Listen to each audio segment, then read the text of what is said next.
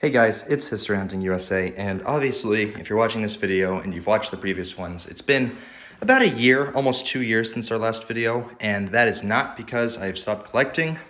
It is mainly because there is too much to talk about in some of these videos, and I wanted to do another collection update, but at one point I was just like, there's too much that's been new, and I've actually gotten rid of a lot of the older stuff that I used to have, just kind of shifting my focus and kind of just wanted to do something, just put something out there. It's good documentation, not only like for me, just to have like a video of all my stuff, but just also to show off what I have, see where it's been in the collections. And it's cool when people reach out and be like, oh, like I used to own this and stuff like that. So I thought for the first video in a very long time, we could go off with the medal collection. This right here is basically every single military medal I own.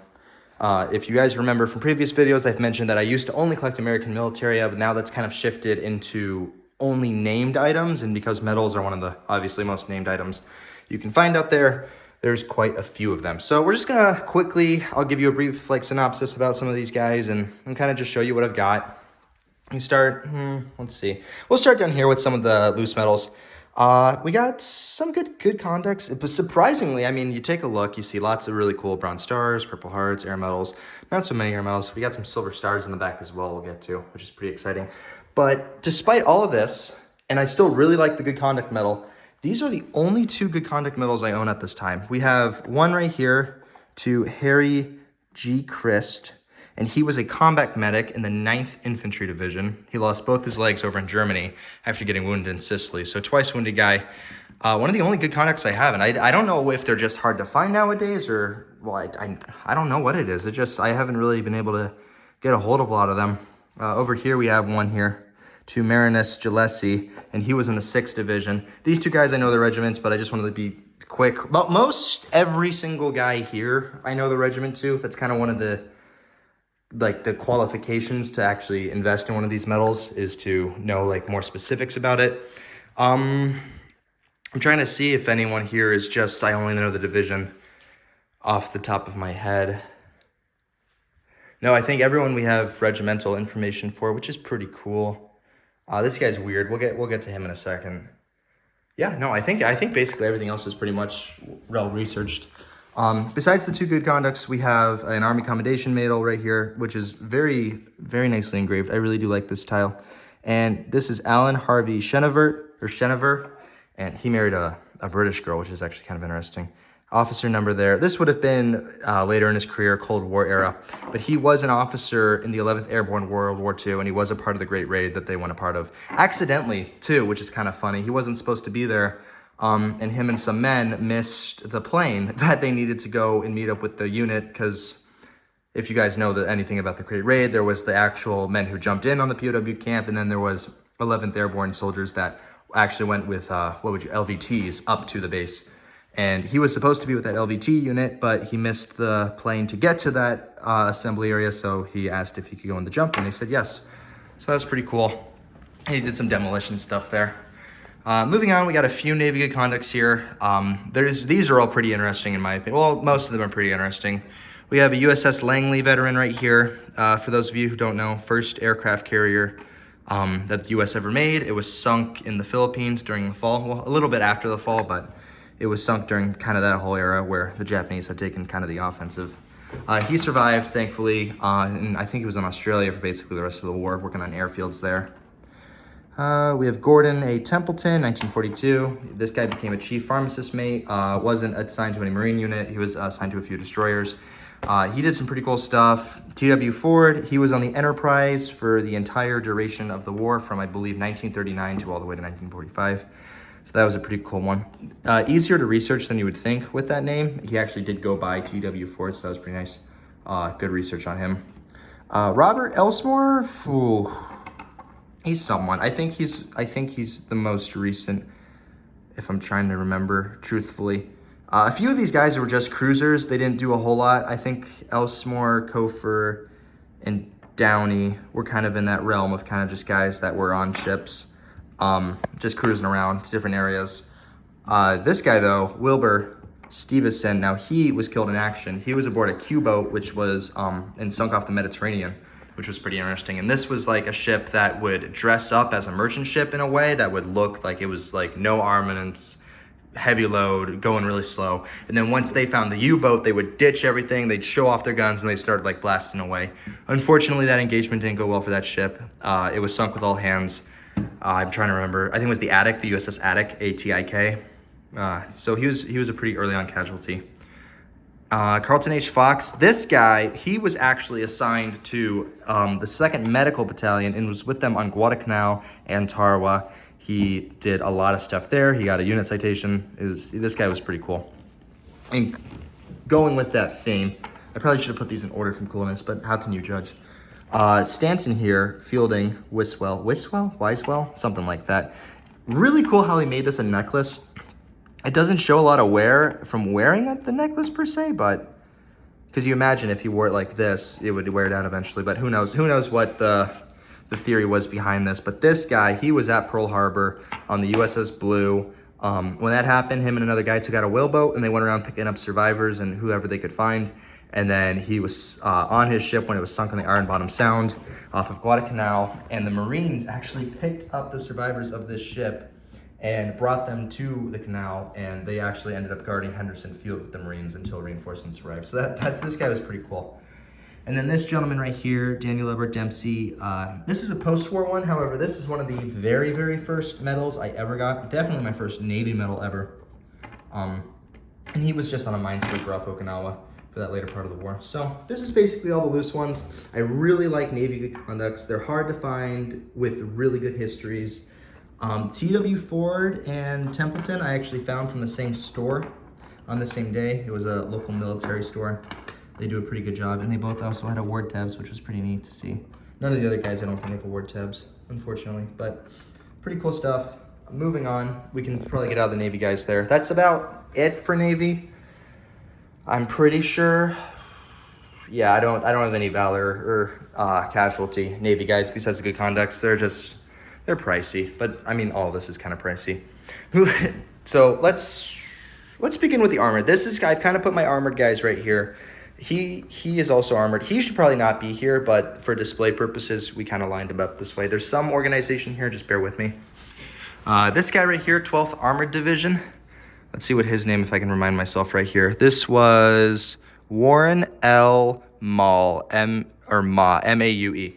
And he had a pretty crazy story. Fortunately, there's a lot of really great guys that are a part of the 12th Armored Division Association and do work with them. And this, I mean, it came with this stuff, but obviously it was able to get a lot more confirmation and information off of them. Long story short, he was not a prisoner of war, but he and another guy in his armored battalion were behind enemy lines when their unit got overrun. It was literally like an officer shouting all men for themselves type of situation. And they held up in that barn for about 12 days. Yeah, I think 12 days, ironic, right? Until the Americans came over. And the barn they were hiding in was taken over by the Germans, who were using it as a gun emplacement until obviously finally they fled. Interestingly, this came with this little button here, and Foster is actually a member of Company A 17th Armored Infantry Battalion. So that's kind of cool. Don't know how it ended up there, but kind of neat. Moving on, Donald J. Delaney. This gentleman is pretty interesting. He was an officer in the 1st Armored Division, one of the Armored Field Artillery units, but he was actually a liaison officer for both the British and the Brazilians during World War II. So smoking snakes in Italy, British in Italy, he would run around with these units and would basically kind of be the artillery liaison between these both guys. So he's got a great photo online that actually shows him with some Brazilian awards, which is pretty neat. And I was able to take this one to, Vatican City. I took a photo with it. And the reason for that is he technically, more or less, according to the newspapers, was the first American in the Vatican City. Before it was actually entered, because obviously it was neutral territory, him and a few other guys climbed over the wall, which the wall is ginormous, like it's insane. Somehow climbed over that, got in the city, and he met up with the Pope. He's a Catholic, so blessed his rosary. Pretty cool story on that guy. Happy to get that. I think this one was my first Purple Heart. That's kind of why I've kept it for this long. It's got a beautiful depot engraving for World War II era typically. However, it's kind of an error. It's Charles R. Hogg, and then it's supposed to be senior, I believe. but they've got a J with a dot at the end, or maybe he's supposed to be a junior. I'm not sure. I'm pretty sure he's senior though. So only Charles A. R. Hogg that I could see that was wounded was 69th Tank Battalion, 6th Armored Division. A lot of great stuff on him online. Unfortunately, it's just I wish that engraving was a little bit better, but I'm happy with it anyways. It's a pretty nice piece. Moving on. Oh man, I'm gonna have to remember this. This guy was a part of the 110th Regimental Combat Team. I think the 717th Tank Battalion. He was at a time the youngest officer in the Army, graduating at 18 years old from the Armor School, Herbert L. Reeves. This medal, possibly more post-war than it is World War II. Obviously, he was armor, tank battalion, so this wouldn't have been combat infantryman's badge conversion. But he served well into Vietnam. He was an advisor in early mid-60s. So pretty cool story on him. It wasn't a terribly expensive medal, but I mainly got it for the 28th Division, that Regimental Combat Team connection. So I really do like that guy. Moving on, we'll skip him for now because he kind of goes in the theme with these guys over here. We'll go with the last armored gentleman we have here. 1st Armored Battalion, beautiful, beautiful engraving to Earl W. Huddleston, and his kind of story. And you kind of hear it a lot, but this could make a book. You could make a book or a movie about this guy, genuinely. Cosmopolitan magazine did a 2-part. I only have the 1 magazine right now. And he is actually He Lived Through Hell by Harry T. Brundage. His article is in this book, or not this book, this magazine, specifically about him. And it's a very long page. And I'm starting to realize now that it might have been a better idea. 8 short stories. Let's see real quick. It's kind of cool to just even see like such an old magazine like this. And kind of see what they were writing about back in the time. Because Cosmopolitan, obviously, today is very different than they were back in this time. Yeah, it probably would have been a good idea to... Oh, right there. It's right there. Bear with me. I'm so sorry, folks. Oh, my word. I just lost it, didn't I? Okay, it was right after this page a little bit. There he is. This whole entire article is about Sergeant Huddleston and his career. So you could, if you want, feel free. I mean, does it end there? No, it continues on page 118. And it's a 2-part. It does end on a cliffhanger for sure.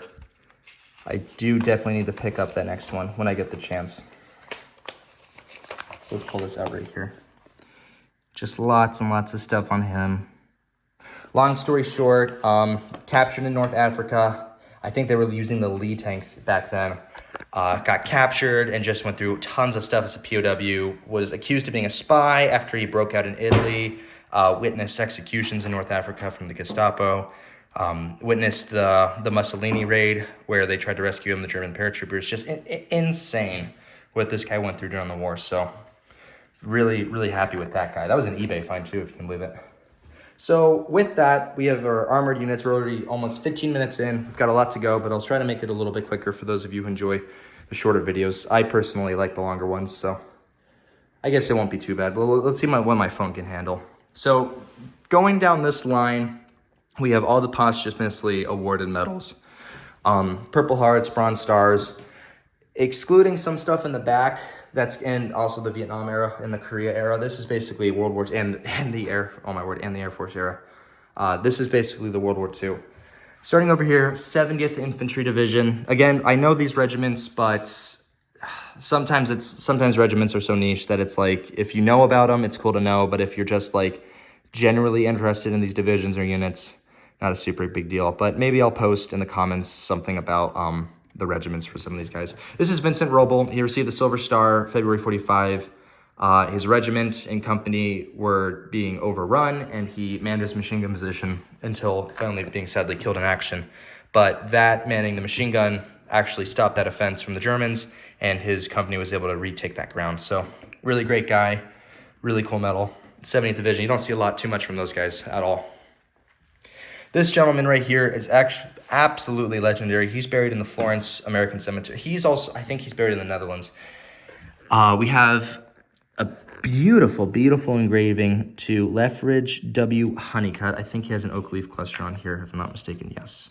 You got 2 bronze stars. I have 1 citation. I have all the paperwork for him, most of it. Not as much as the Silver Star recipient right there. But I have what's important, his bronze star citations. And he was a great guy. He was, I think, the battalion S3, which I think is, yeah, he was battalion S3, and I forgot what S3 stands for. But he wasn't like a PL or a company commander, but he volunteered to lead a reconnaissance mission and was sadly killed during that mission, but they gave him the Bronze Star for that. And you'll see some guys in here that really, really, really, really, really should have been given a medal that is not a Bronze Star that's not for valor. You'll see this gentleman got the Bronze Star for valor. There's more. I'm trying to think. This gentleman over there got the Silver Star twice, and he also got the Service Cross. This gentleman right here, the 7th ID guy, he got the Valor Bronze Star. I think that may be it. Yeah, but just some interesting action. Oh, yes. No, I'm getting right to it. This guy right here. I'll tell you a bit about him. But before we get into that, this Bronze Star right here is one of my absolute favorites. Clinton J. Hoyt of the 407th Regiment, Ozark Division, 102nd, I believe. Beautiful cursive engraving there. We'll see if it can pull up kind of. You always have these problems with these videos, is how well the engraving looks. But he's mentioned in this book, obviously on the roster of those who didn't make it back home. But great medal, Ozark Division. It's really, really great unit. Very happy with that guy. Obviously, I'm missing a lot of divisions, especially some of the famous ones, but I really do like the niche ones, the ones that you don't just hear a lot about. But then you'll go online, and you'll see like a whole like 407th association with like 10,000 members, and it's like, okay, so those guys are still cared about, thankfully. Moving on, this guy right here needs a 3rd Army patch. I haven't been able to get one yet, but this is Leonard O. Jameson. He was part of a field artillery unit, and while he was manning a forward operating base, he was sadly killed in action. I won't go into detail how, but the artillery battalion unit history does. But this Bronze Star was found, and I have some of these guys come with those white shipping boxes, others of them don't. Actually here, I'll pull this up as an example piece, so bear with me. I'll pull it up in a little bit. But this medal box really had not been opened since the war ended. Everything was super ingrained in there, and I'll show you. It wasn't as bad shape as this one. This was found in the dumpster, but you can see kind of where the Purple Heart laid, where the air medal laid for such a long time. And their condition also speaks to being in the dumpster. But that was Leonard Jameson. He's also buried overseas. This gentleman, Edward A. Burmaster, killed in action with the 96th Division on Okinawa, 383rd Infantry Regiment. He was a platoon leader. Wow. This guy absolutely cared about his men more than almost any other officer I've read about. Was in Panama doing jungle training as an NCO for basically the whole war until he finally got to go to OCS, commissioned as a 2nd lieutenant. First engagement was Okinawa, and he was killed in action about a month into that battle. Bronze Star citation. This Bronze Star is actually awarded for something. This wasn't just a conversion. This was awarded for going up Conical Peak, which is on the Shuri line. Sugarloaf Hill is way over here, if you guys are familiar. This is the line where the Shuri Castle is, and then Conical Peak was right over here. And so he led an assault up that peak, and they awarded him the Bronze Star for that. And then a few days later, he was killed by artillery, running around checking on his men. So he's buried in Hawaii. I got to visit his grave recently, so that was a really great experience to have. My great-grandfather's also in the Punch Bowl Cemetery, so a lot of guys. I think as far as medals go, he was the only one, but I had some other visors and stuff to Hawaii veterans. But moving on, another gentleman who sadly lost his life in World War II, Michael Augustine. I got this one from a great guy, super great collection, and he fortunately let me part with this. I did have to give up a pretty decent medal for it, but I was able to get this one and one more that is completely slipping my mind, but it's somewhere here. Oh, it's this guy. Yeah, right there. But we'll get to him in a second. The next of kin, Gold Star, is engraved EA for, I think, Elaine Augustine. I probably forgot what the mother's name was, sadly, but yeah, that one's engraved. Came with the patch. It's a greenback, but who knows if that one was actually original. I've added the patches to most of these, but some did come with a patch, but I'm sure that was just another collector. And he was, long story short, he was killed in the bay where Corregidor is, where we used to have all those concrete islands that were supposed to be like island battleships.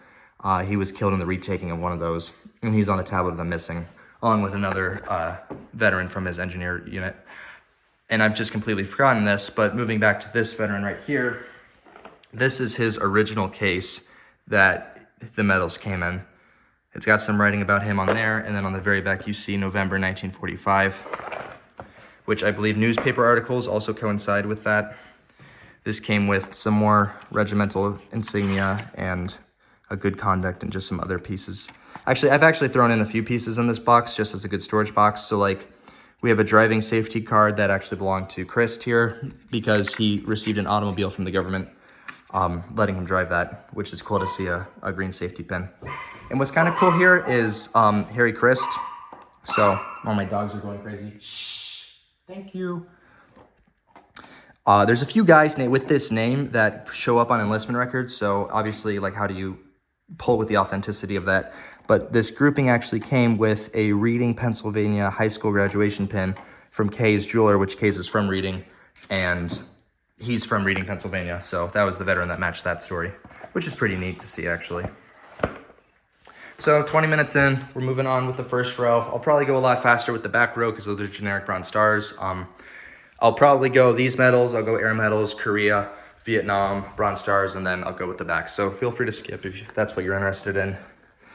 Lambert Lee, this veteran was killed on my birthday, and he was a member of the 83rd Division.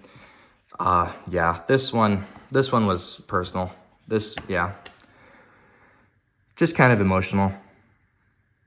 He had a family, just kind of like some of these guys, it's like you don't know a whole lot about them too much, but then like as you research, he was kind of in the wild. Like this was a non-researched Purple Heart when I bought it, and just reading about more of his life and story is just, it was pretty deep.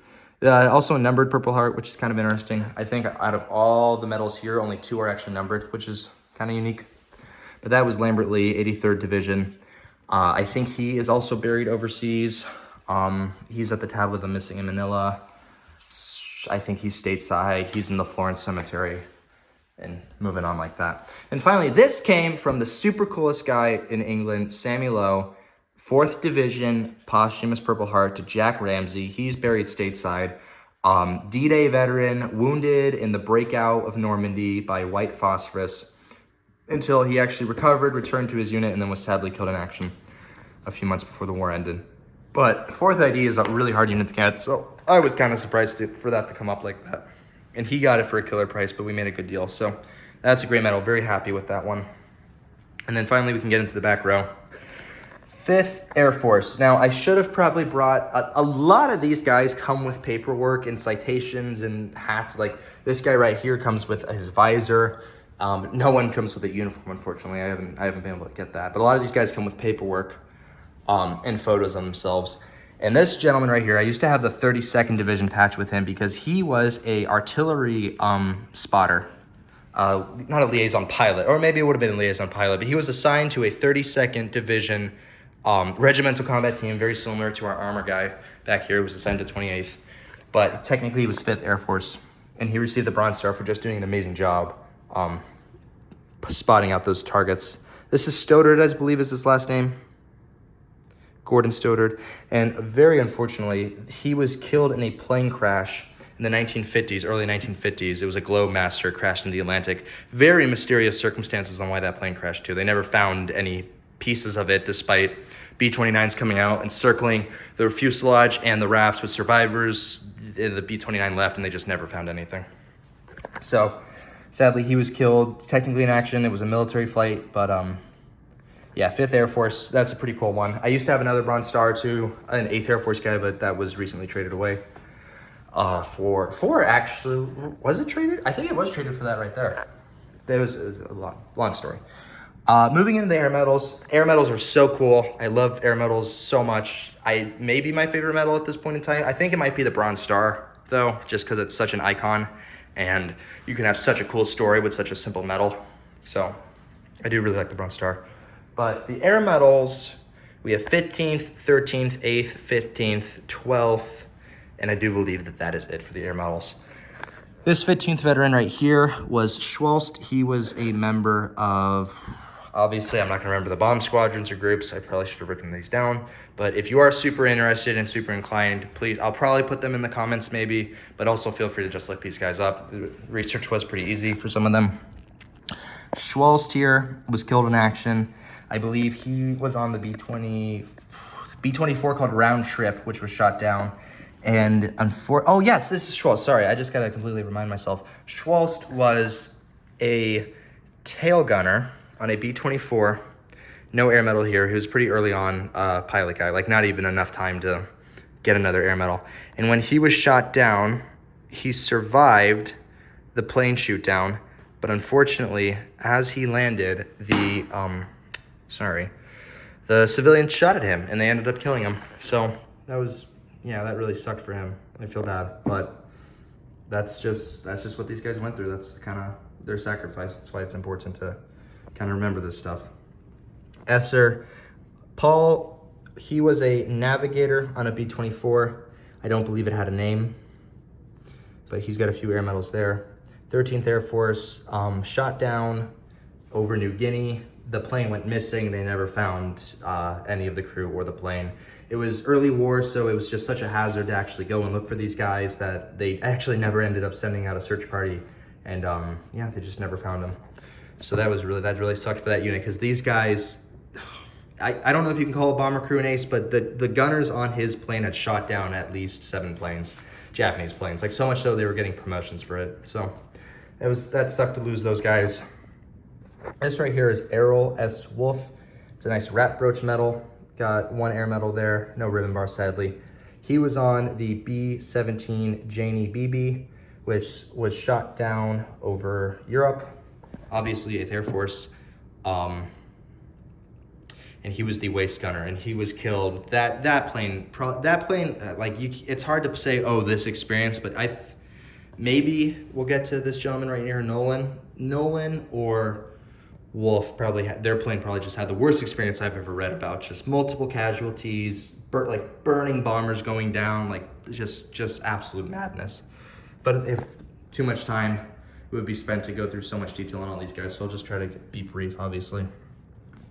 We have John Hofstede here. This gentleman fortunately lived. He was a B-25 waist gunner. He had 9 air medals, but sadly, whoever owned this before me removed them. And he survived the war with 50 missions on a B-25, which is pretty remarkable. And now it's slipping me what the name of that B-25 was, but there's some great photos online of the plane. Really happy he was able to make it through. Never shot down, fortunately.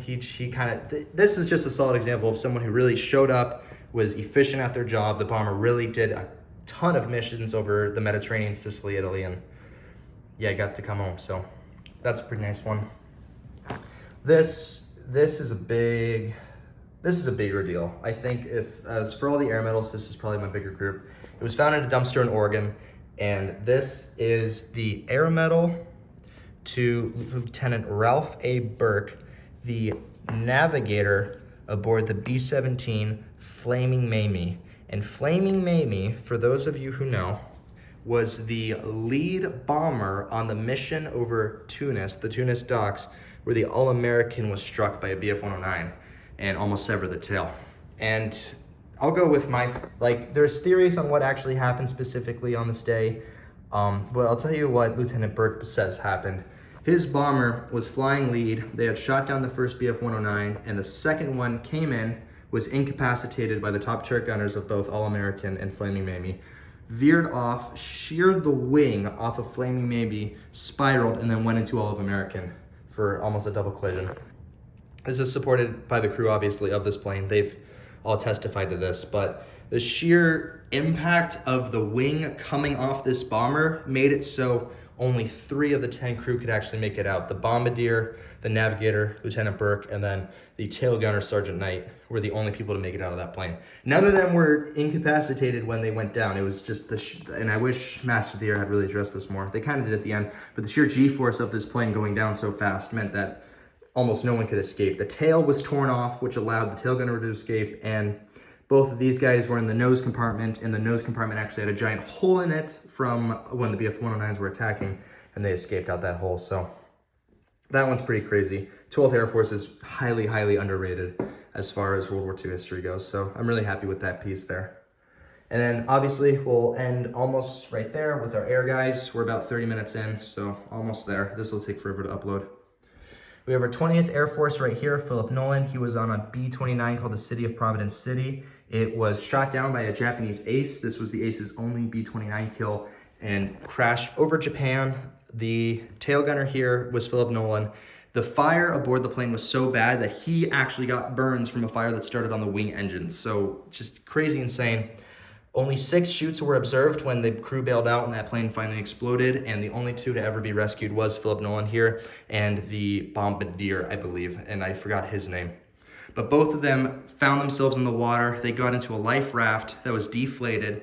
They actually washed ashore on Japan, like during the war, and then got back into this raft, went out to sea, and a search and rescue submarine actually picked them up. So his story is absolutely insane. There's great photos and articles of him online. Only 20th Air Force item, but he went through something so crazy, like very comparable to what Janie Beebe went with Wolf there. And then finally, oh my word, I completely forgotten the name of this ship. I'm gonna try and say it. This is Charles H. Shekel. He is on the tablet of the missing at the Tunis American Cemetery, or the North African American Cemetery in Tunisia. He was aboard the Rona, I think the HMT, Her Majesty's, something. It's not HMS, but HMT Rona, which was sank by German torpedo bombers, or at least German torpedoes from planes. Probably dive bombers, I'm not too exactly sure. But he was a part of an aviation engineer unit going to the China-Burma-India theater when he was sadly lost his life on that ship. So it counts as aviation in my mind. And I also had the one CBI patch and I put it with him and you'll see why in a second. Then finally, for that trade deal I did a long time ago for these 2 medals, Thomas J. Neradney. He is in the Sicily Rome American Cemetery, and not a whole lot is known about him. He was 15th Air Force, and I have a bomb crew patch for him, thankfully. He was killed in the turret of his plane. He was a nose turret gunner, and all we know really is that he flew. We know the mission he flew, and we know that he was killed in the turret, but what crew he went with, or like anything else, we don't know. The missing aircrew reports obviously don't address him because the plane wasn't shot down, but he was a volunteer crew member for this mission, so his role was probably something else during the war, and then he volunteered for missions. And then finally, our last Air Force Air Corps medal. Beautiful, beautiful, beautiful medal to Al Slayton here, Alexander Slayton. He was a 9th Air Force P-47 pilot that was shot down, evaded capture for 14 days, was it? 14 days before finally getting captured and sent to a POW camp. Just insane. He very, very well details his whole experience in the war, as well as his whole shoot down, capture. Great piece. Love this medal. Fighter pilot items, very hard to find. Fortunately, he lived, and he's got a great book about his whole experience. So, in multiple interviews online as well, which is great.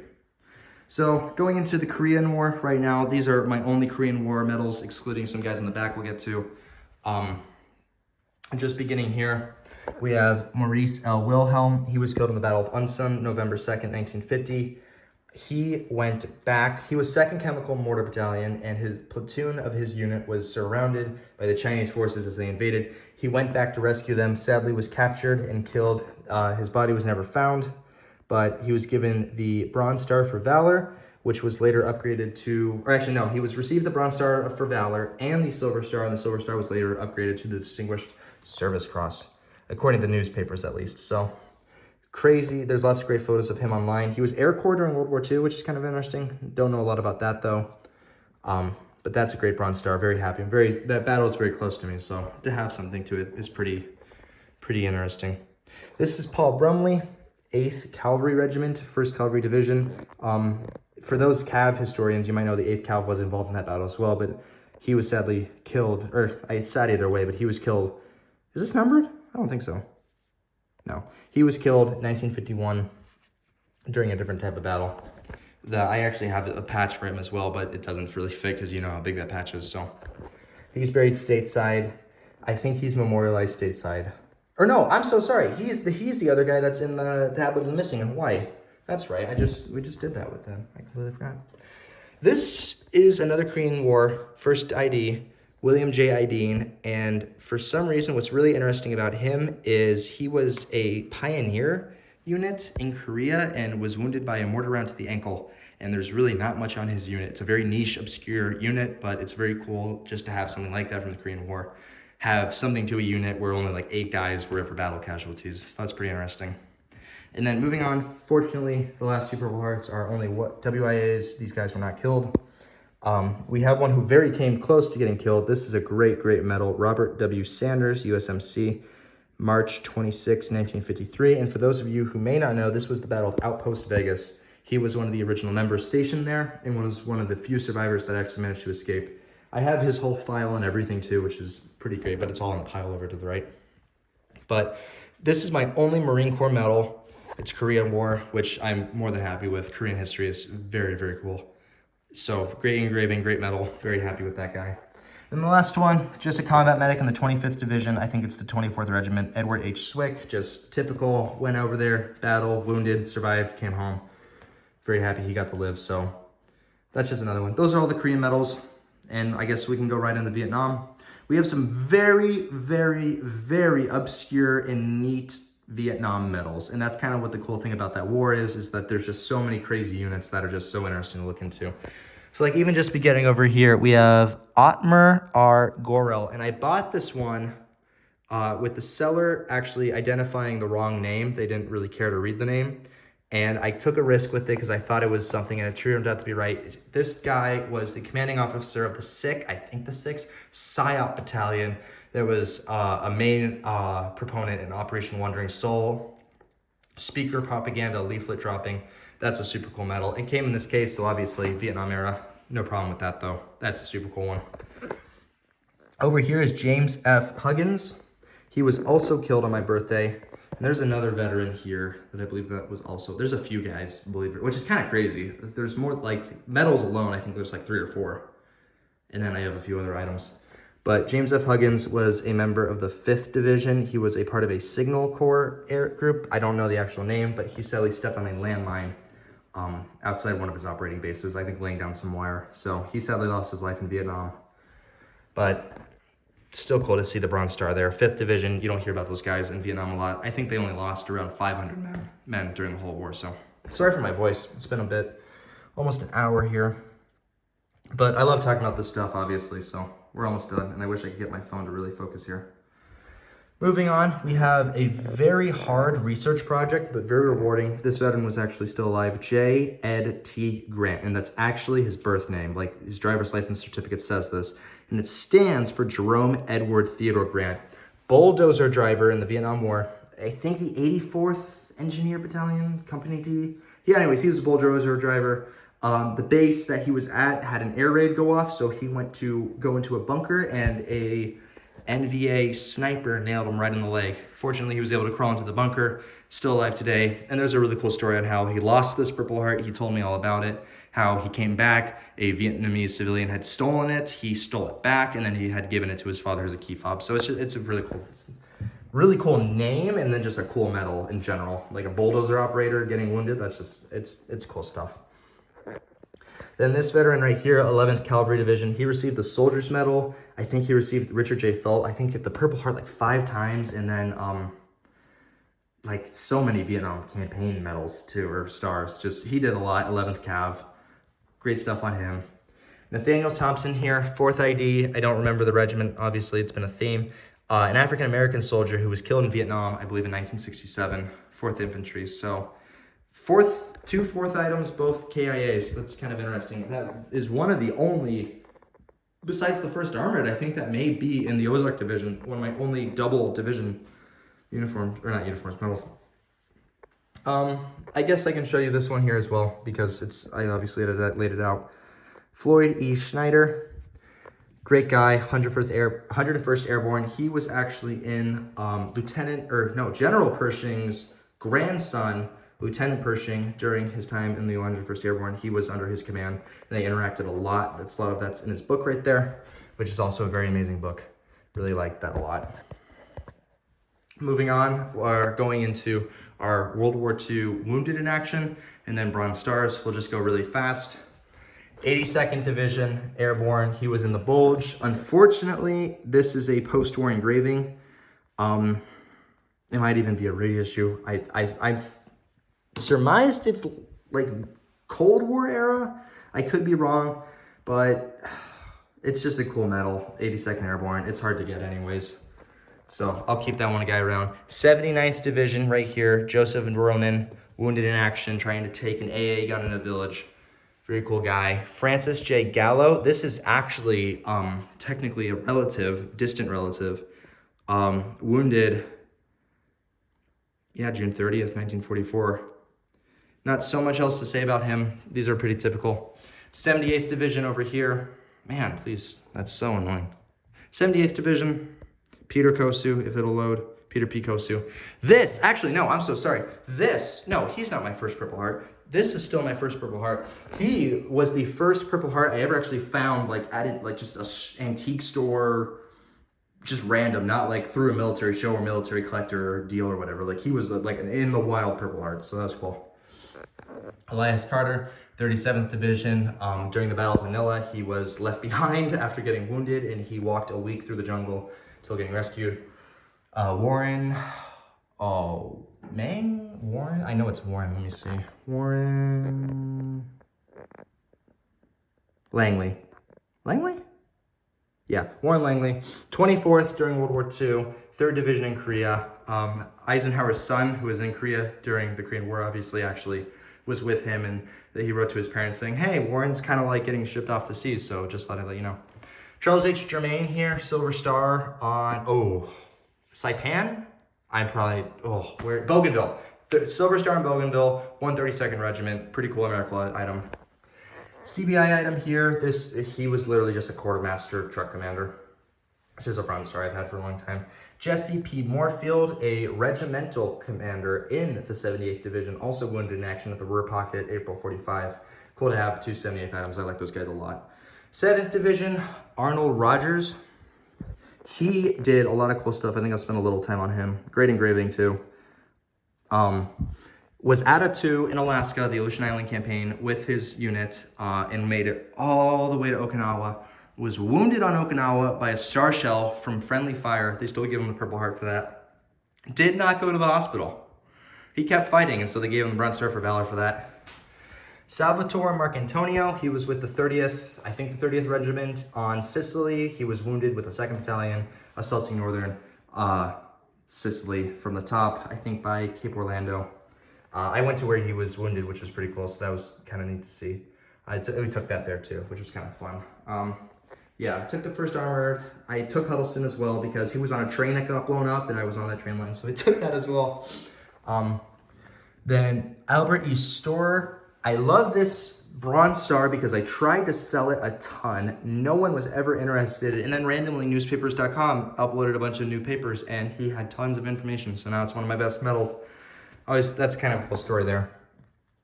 I don't think he was wounded, but he did a lot of cool combat actions in World War II. And he was actually awarded the Bronze Star for meritorious action, like for a specific battle, not just like, CIB conversion.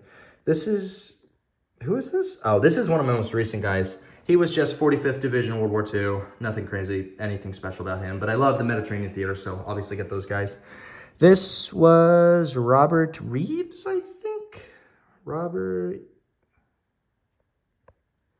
Let me just look at it. What is it? Oh, no, Robert Gaines. 43rd. He was on the SS Coolidge when it was torpedoed and sunk. Fortunately, only 2 people died. Everyone else survived, which for a troop transport, that's pretty crazy. 106th Division, this is Slabek. Let me see what his first name was. 106th Division, bazooka operator with Headquarters Company. And he was taken POW. Obviously, if you know about the 106th Division, you know that they literally, that is the death of a division. They lost 2 whole regiments from getting captured, surrounded during the Bulge. He survived being a POW, but he's got a crazy story how he was on a reconnaissance and I think a Tiger tank came over and he was trying to shoot bazookas at it, but they kept bouncing off, and then he called for his ammo bearer. Ammo bearer was killed by the German tank, and then he surrendered. And then this one is so interesting to me, just so cool. Super cool engraving. It's very similar to Rogers's here. What is it? Donald B. Bernstein. He was a criminal investigator after the war and did a lot of interrogations with US POWs that collaborated with the enemy and also Japanese war criminals.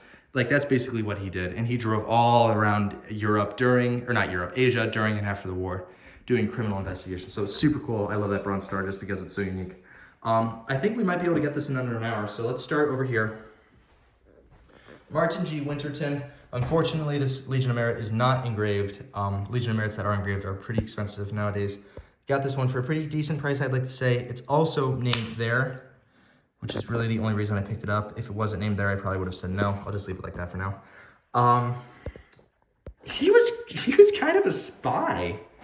Like, he did a lot of map making, reconnaissance, intelligence gathering, and then basically he would get enemy intel and then report it to these units that would then engage. And that's what General Mark Clark actually presented him, that Legion of Merit, for his actions during World War II. And then he was a member of the Mountaineers, if you know who those guys are, civilian group, but very early on. So really, really like that Legion of Merit because I love skiing, alpinism, Mountaineers group.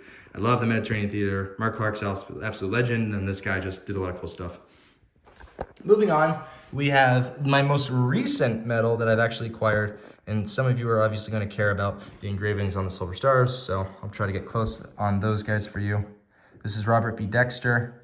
He was awarded the Silver Star twice, and also the Distinguished Service Cross for being a company commander. One Silver Star was for just amazing defense lane, if you could call it that. His whole platoon or company was defending a position, and he just did such a good job defending it. They gave him a Silver Star. The second one was during an attack where he charged up a hill with his carbine, attacking German snipers. They gave him the Silver Star for that. And then for one specific battle where he just did such a good job at annihilating the enemy and defending his position, they gave him the Distinguished Service Cross, which you can see with that little lapel pin right there. So that's a pretty great group. How should I do this? Coming around here, we have Orville Lorenz, who was a chaplain in the 9th Division. That's him right there in the 9th Division unit history book. And while he was in North Africa, a soldier was crying for help, and he ran into no man's land under shell fire. Shells were ripping through his uniform, and he actually got to that gentleman, realized that he could not provide the aid that was needed, ran back, convinced 2 medics to go with him, and actually rescued him from no man's land, and he's received the Silver Star for that. And then he did a bunch of other stuff during World War II, but that's the main thing with that Silver Star. Moving on to Howard Petty here, I think I'll walk around just so you can see some stuff with his engravings. They're pretty neat. Howard A. Petty served with the 45th Division in World War II. He, according to newspapers, received the Silver Star for when he was in Germany. So 45th during World War II, but obviously they went to Germany later on. One of his comrades stepped on a landmine in a minefield, and he crawled through the minefield, rescued him, and he received the Silver Star for that. But I'm not entirely sure if it was awarded. It might have been an unofficial awarding. But the actual time he really did receive the Silver Star from the government, neither of these are engraved, sadly, was in Korea. He led a unit through an attack in heavy, heavy fog. He was sadly killed during that offensive, but the unit was successful in taking the key position that they needed. This was with the 25th Division, and he was obviously awarded the Silver Star for that, and then the Purple Heart posthumously. And interestingly, this is the other numbered one I have too, so it's kind of neat.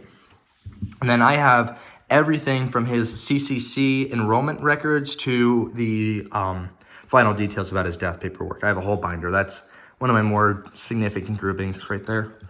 But then almost to the end, almost under an hour, so that's very exciting. We have a Silver Star to Leroy L. Bell, all engraved, who was about a Delta IV, which was Marine advisors in Vietnam, was killed in action from a gunshot wound to the head. And yeah, this is also one of my most recent guys as well. Both of these, actually, yeah, 2 Silver Stars are my most recent medals. So I don't remember a lot of him off the top of my head, but I don't know why he received the Silver Star specifically, but that is how he was killed in Vietnam. Then moving on, we have a group here. I'm not too sure if I'll keep it. We'll see. But I wanted to show you guys just because it has a very neat spot. This was found in a junk drawer at an antique store, all individually, like just spread through a bunch of jewelry and random military stuff. So I tried to piece together what was his. Oregon State for a long time. All of these are engraved. I think maybe the silver one's not engraved. Legion of Merit's engraved. But what I want to show you specifically about this Bronze Star, and I was told he was 96 Division, but I've been able to find nothing on his World War II service, which is why I'm hesitant to keep it. His Bronze Star has an engraving with sunbursts you can see on the top of the bottom, and that is exceptionally rare for a Bronze Star. You just don't see that very often. You mainly see it with, I'm not even gonna try and say what metal you see it with because I've forgotten, but pretty cool to see that on a Bronze Star. Moving on, we're almost done. We'll go with some of the more niche random medals that I have.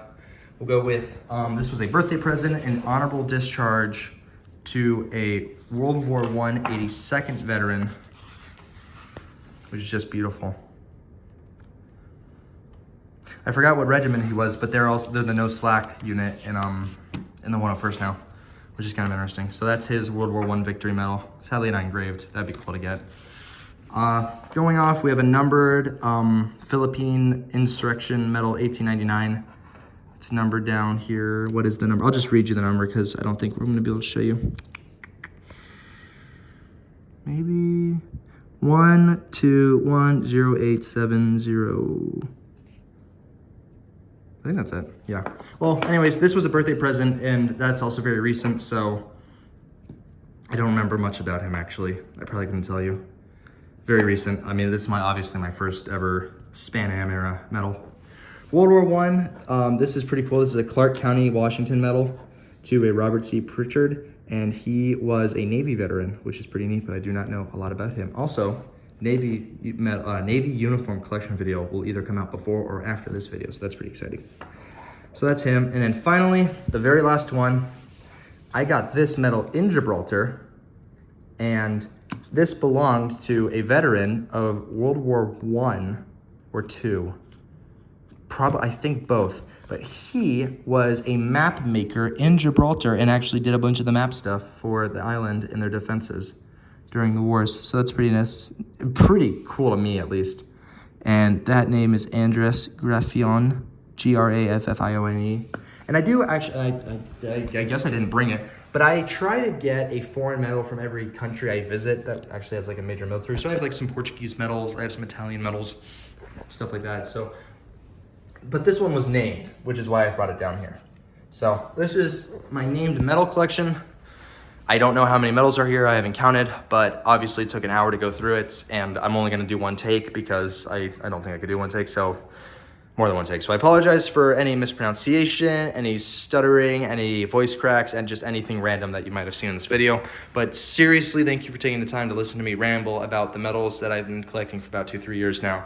And I hope that you learned something. I hope that you have an appreciation for what these guys went through during all these wars and services. And I hope to see you in another video, so take care.